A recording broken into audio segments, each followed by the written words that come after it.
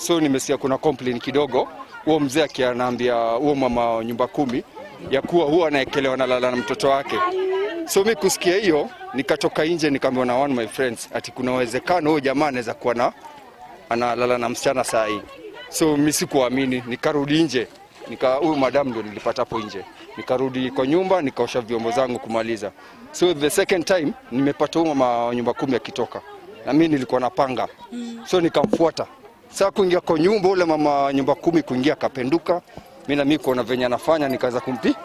Hapo nimeanza kumpatia bicha, nimempata yeye ako juu, msichana ako chini. Ako na condom. Of which condom baadaye sameimeza. So ndio akapata bicha na nimesikia ni kitu imekuwa ni ya kawaida ya kuona analala na msichana. Jamaa wakati amekutwa sasa ni raia.